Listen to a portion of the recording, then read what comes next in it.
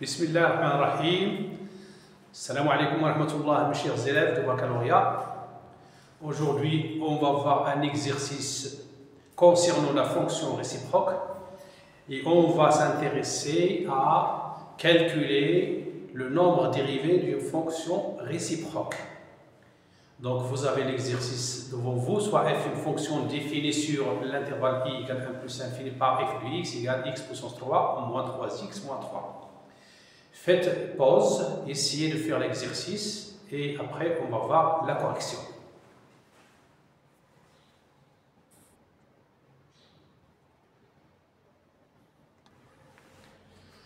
Alors on va corriger l'exercice. On a f de x égale x au cube moins 3x moins 3. Première question. Montrons que f admet une fonction réciproque sur l'intervalle i égale 1 plus f. Donc, f est une fonction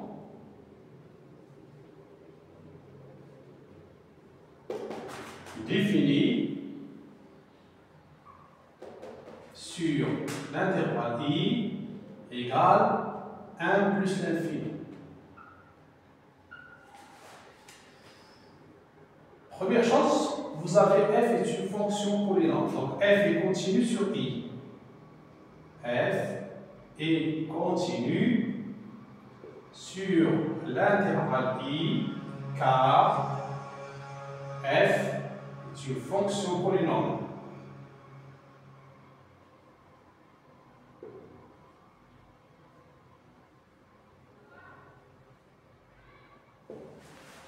Toute fonction polynôme est continue sur R. Particulièrement sur l'intervalle sur lequel on va étudier la fonction.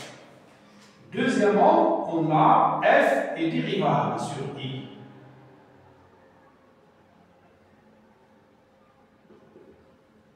Pourquoi? La même chose, parce que f est une fonction polynôme.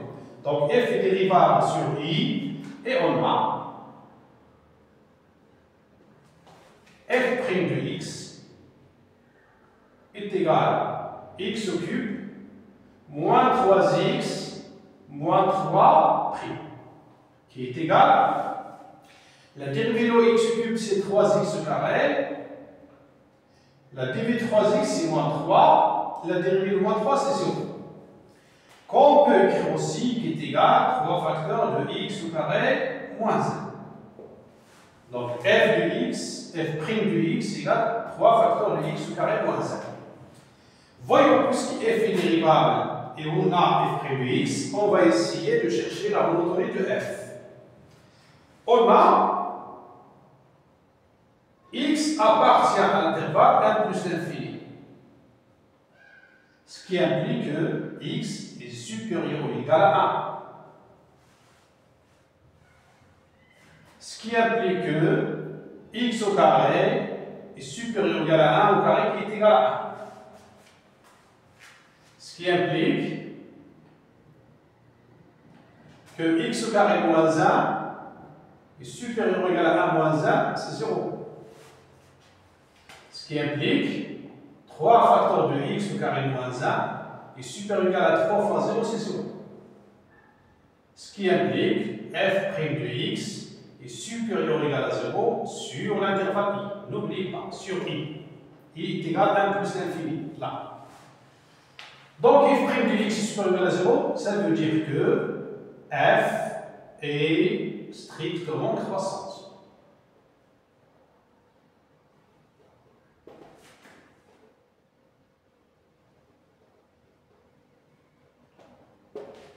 Sur l'intervalle i. On a f est continu. F est strictement croissante, c'est-à-dire qu'il est monotone. Donc, f admet une fonction réciproque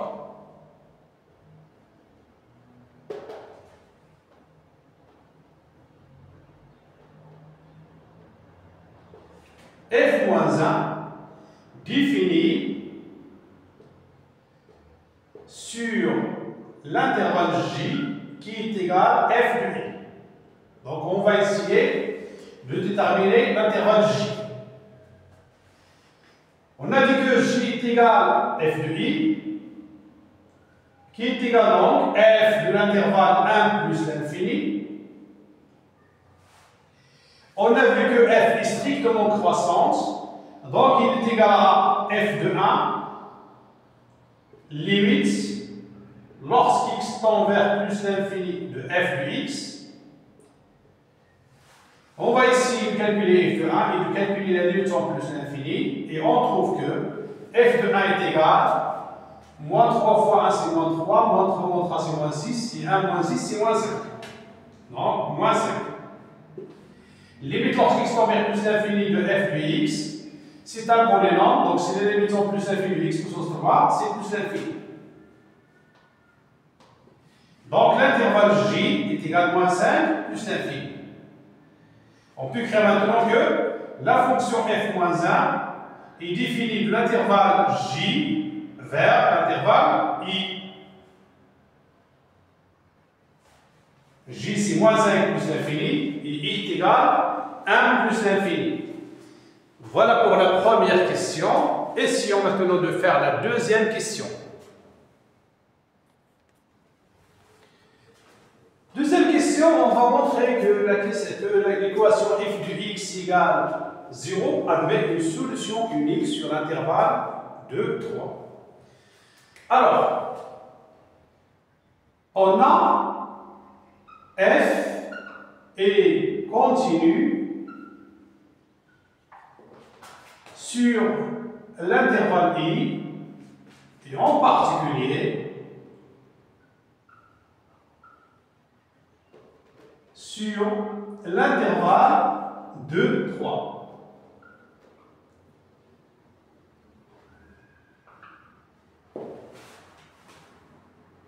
On a aussi f est strictement croissante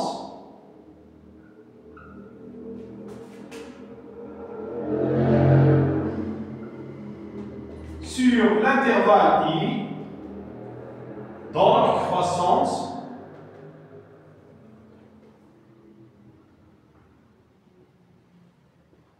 sur l'intervalle de 3.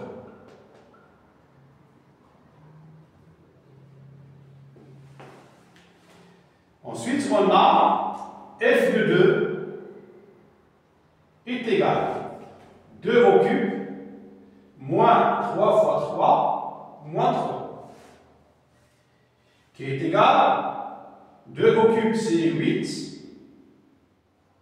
moins 3 fois 3 c'est 9, moins 3, qui est égal à 8 moins 12 c'est moins 4. f de 3 est égal à 3 au cube moins 3 fois 3 moins 3, qui est égal à 27 moins 9. Donc ici c'est 3 fois 2, je m'excuse, 3 fois 2 c'est 6, et 8 moins 9 c'est moins 1. Moins 1. 3 au cube moins 3 fois 3 moins 3, c'est 27 moins 9 moins 3, qui est égal, moins 9 moins 3 c'est moins 12, 27 moins 12 c'est 15. f de 2 fois f de 3 est inférieur à 0. La multiplication d'un nombre négatif par un nombre positif, c'est-à-dire le produit de deux nombres de signes contraires. Donc, d'après le théorème des valeurs intermédiaires, il existe un unique alpha tel que alpha compris entre 2 et 3. Il existe un unique alpha tel que f de alpha égale 0. C'est-à-dire ici avec alpha compris entre encadré par 2 et 3 tel que f de alpha égale 0. C'est-à-dire l'équation f de x égale 0 admet une solution unique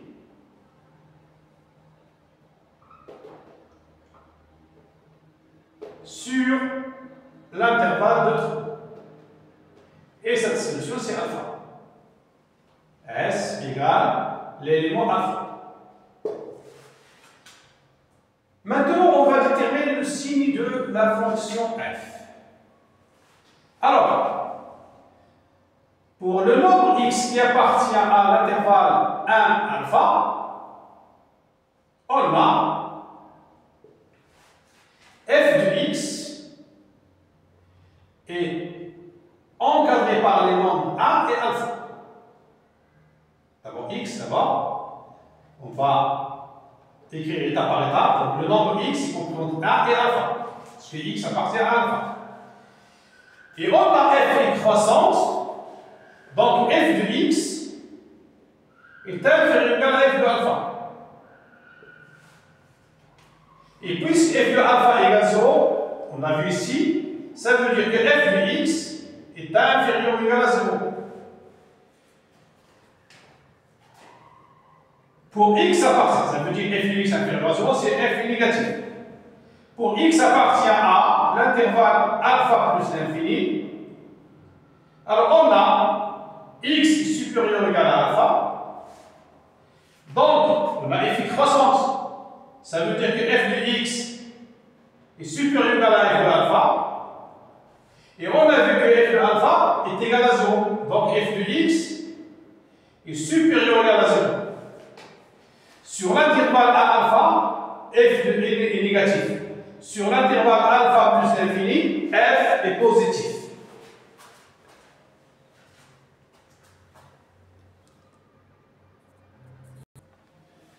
Voyons le tableau de signe de la fonction f.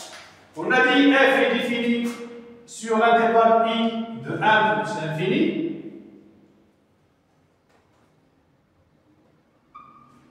Et alpha appartient à l'intervalle 1 plus l'infini.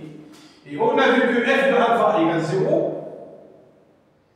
Donc sur l'intervalle 1 alpha, on a dit f de x est inférieur ou égal à 0, donc f de x est négatif. Sur l'intervalle alpha plus l'infini, on a vu que f de x est supérieur ou égal à 0, donc f de x est positif. Là, c'est le tableau de signe de la fonction f.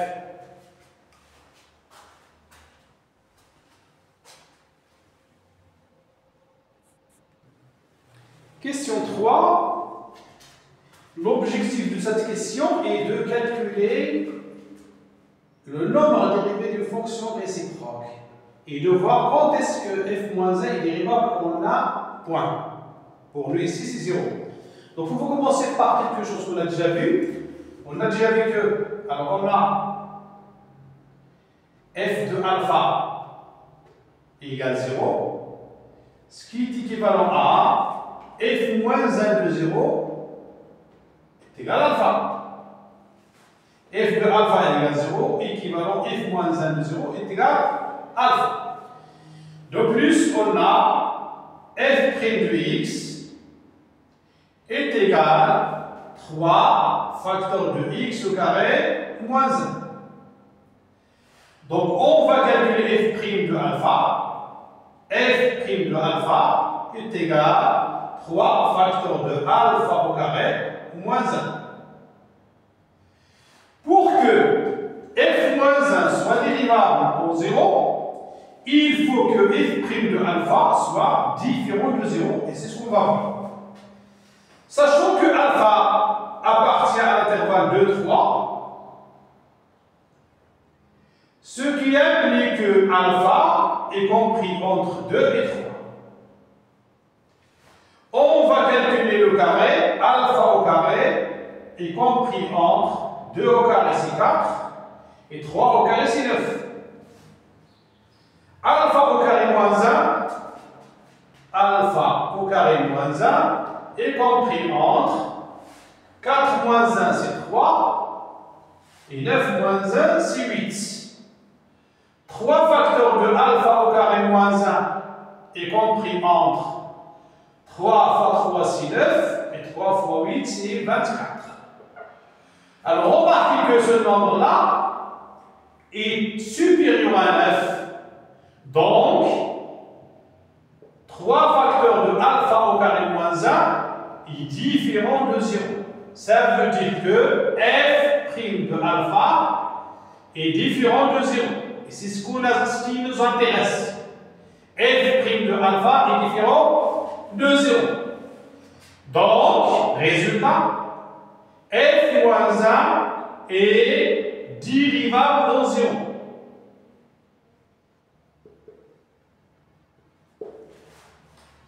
Maintenant, on va calculer le nombre dérivé. Alors, je vous rappelle que f moins 1' de 0 est égal à 1 sur f' de f moins 1 de 0. F moins 1' de x égale 1 sur f' de f moins 1 de x, à condition que f' de x soit différent de 0 pour que f soit dérivable. Qui est égal donc à 1 sur f'. On a vu ici que f moins 1 de 0, c'est alpha. F moins 1 de 0, c'est alpha. Donc c'est 1 sur f' de alpha. Je remplace maintenant f' de alpha par le résultat ici. Et ça va nous donner donc est égal à 1 sur 3 facteurs de alpha au carré moins 1. Et c'est ce qu'on cherche. Je répète donc, pour que la fonction réciproque f moins 1 soit dérivable en x0, il faut que f' de y0 tel que f moins 1 de x0 égale y0 soit différent de 0. Je veux qu'il soit dérivable en 0, je fais attention ici, c'est f' de alpha. Et f moins 1' de un nombre x est égal à 1 sur f' de f moins 1 de x. Et voilà. Wassalamu alaikum wa rahmatullahi ta'ala wa barakatuh.